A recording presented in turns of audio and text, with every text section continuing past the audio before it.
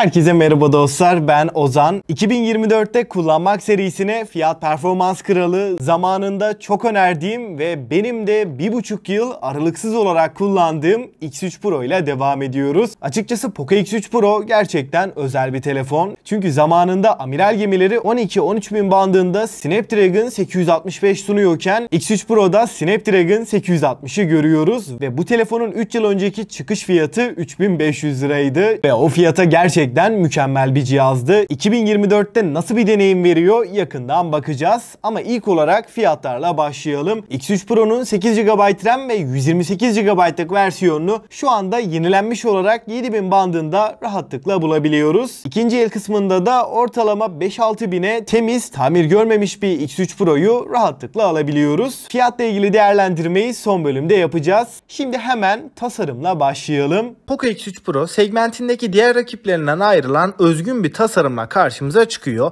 Arka kapağın orta bölümüne yatay bir şekilde konumlandırılmış dörtlü kamera sistemini görüyoruz. Bu kamera sisteminin hemen altında da büyük bir Poco logosu konumlandırılmış. Kalınlık ve ağırlık noktasında da Poco X3 Pro 9.4 mm'lik kalınlığa ve 215 gramlık ağırlığa sahip. Açıkçası genel tasarım hatları itibariyle ve kalınlık ve ağırlığını da düşündüğümüzde Poco X3 Pro'yu ben pek fazla beğenmiyorum. Özellikle telefonu yoğun bir şekilde kullanan biriyseniz uzun kullanımlarda da elimizi ciddi anlamda yorabiliyor. Tek elle kullanması da gerçekten zor bir telefon. Ama burada oldukça kaliteli bir kasa ve arka kapak kullanılmış. Darbelere karşı gerçekten dayanıklı olduğunu söyleyebilirim. Fakat özellikle arka kapağın çok fazla parmak izi tuttuğunu belirteyim. Tasarımdan ekran kısmına geçersek Poco X3 Pro 6.67 inçlik Full HD Plus çözünürlük sunan 120 Hz tazeleme, bunun yanında 240 Hz dokunma hassasiyetini destekleyen IPS LCD bir panelle geliyor. Bu ekran genel deneyim açısından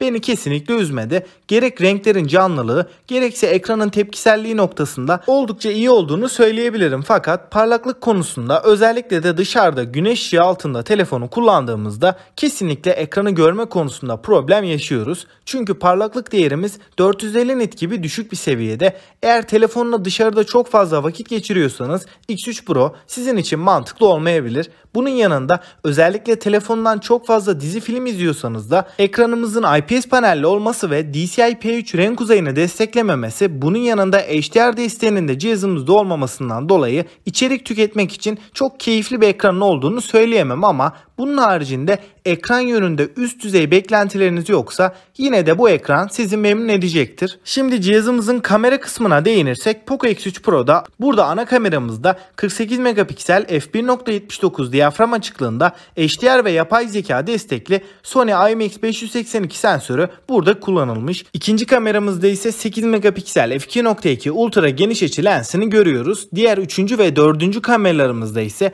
2'şer megapiksel f2.4 diyaframla gelen makro ve derinlik algılama kameralarına yer verilmiş. Fotoğraf çekim kalitesi olarak bence Poco X3 Pro kesinlikle kötü bir deneyim vermiyor. Fotoğraflardaki kontrast oranları ve renklerin doygunluğu yönünde başarılı bir performansı bize verdiğini söyleyebilirim. Fakat tabii ki Galaxy A52 Note 10 Pro gibi cihazlarla kıyasladığımızda fotoğraf çekim kalitesi olarak biraz daha geride kalıyor.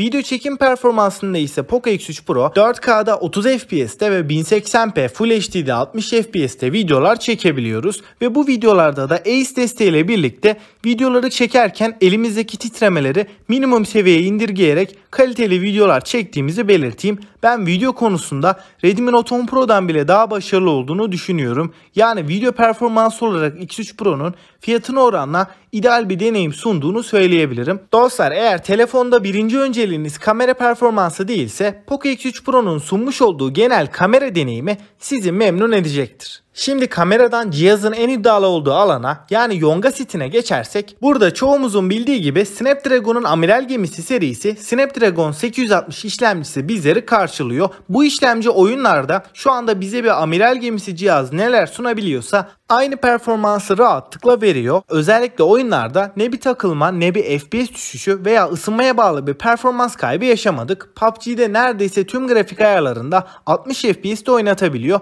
Bunun haricinde diğer tüm oyunlarda da en yüksek grafiklerde güzel bir deneyim yaşattığını söyleyebilirim. Gündelik kullanım esnasında da arayüzün artık çok daha kararlı bir şekilde çalıştığını söyleyebilirim. Tabi yine nadir de olsa uygulamalardan atma ve arayüzde gezinirken bazen çökme problemleri olabiliyor. Ama bu sorunlar dediğim gibi minimum seviyelere indi. Şimdi biraz da Poco X3 Pro'nun bataryasından bahsedersek, Poco X3 Pro'da 5160 mAh'lik bir batarya ve 33 Watt'lık hızlı şarj desteği bizlere sunuluyor. Kutu içeriğimizden de 33 Watt'lık adaptörün çıktığını söyleyelim. Bu adaptörle birlikte 28-29 dakika arasında %50 oranında telefonumuzu doldurabiliyoruz. Sadece %50 şarjla bile ortalama 4 saat civarında ekran süreleri verebiliyor. Tam şarjda da bir günü rahatlıkla çıkartabildiğimizi belirteyim. Ama tabii ki uzun süreler oyun oynuyorsanız bataryanın bir günü çıkarmayacağını da söyleyebilirim. Benim için X3 Pro'nun sunmuş olduğu batarya performansı gayet yeterli. Zaten hızlı şarj noktasında da cihazımız başarılı olduğu için batarya ile ilgili bu cihazda herhangi bir sorun yaşayacağınızı düşünmüyorum. X3 Pro'da stereo çift hoparlör sistemine yer verilmiş. Bu hoparlörler hem müzik dinlerken hem de oyunlarda ve herhangi bir video dizi film izlerken de gayet güzel bir ses performansı sunuyor. Ses yüksekliği olarak da gayet yüksek seviyelere ulaşabiliyor ama